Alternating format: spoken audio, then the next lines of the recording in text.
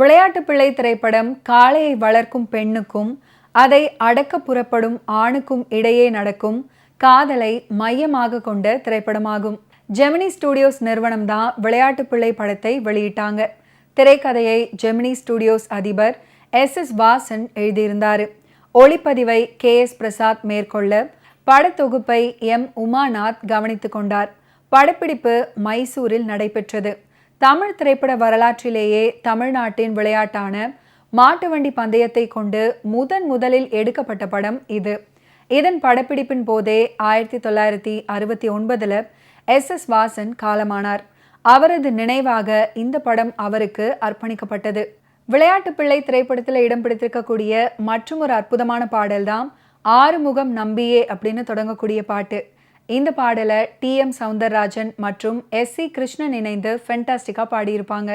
பாடலுக்கு உண்டான வரிகளை கண்ணதாசன் அவர்கள் எழுதியிருப்பாரு. ஒரு சீன்ல சிவாஜி அவர்கள் பத்மினியை அறைய வேண்டும்.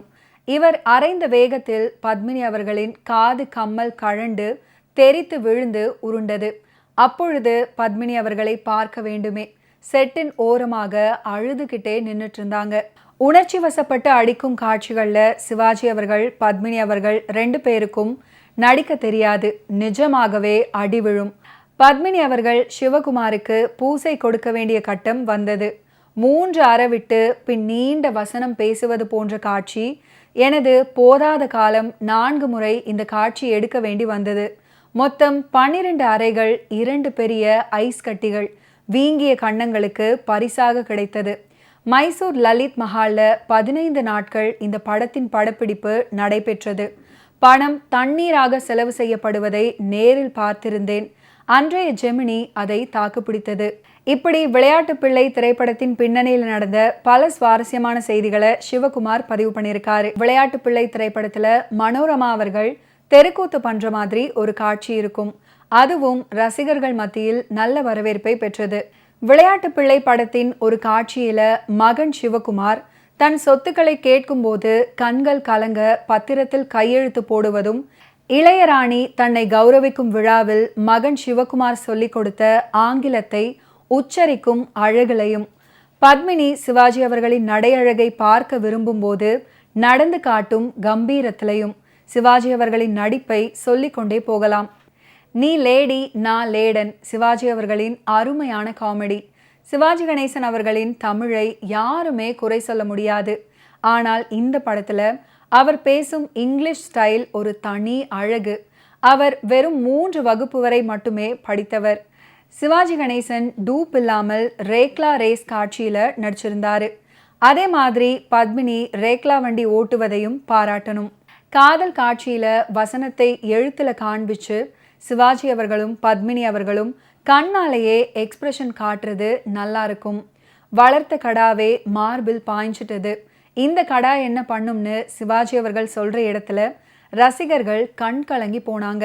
விளையாட்டு பிள்ளை திரைப்படத்தில் அமைந்திருக்கக்கூடிய ஒரு ஃபென்டாஸ்டிக்கான பாடல் தான் ஆசைக்கு பிள்ளை என்று அப்படின்னு தொடங்கக்கூடிய பாட்டு.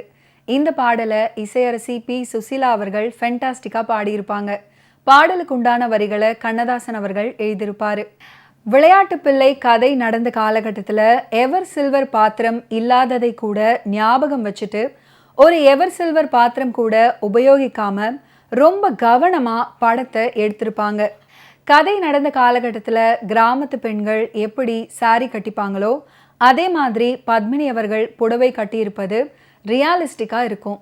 விளையாட்டு பிள்ளை படத்துக்காக பதிவு செய்யப்பட்டு காட்சிப்படுத்தப்படாத திரைப்படத்தில் இடம்பெறாமல் இசை தட்டோடு நின்றுவிட்ட ஒரு இனிய பாடல்.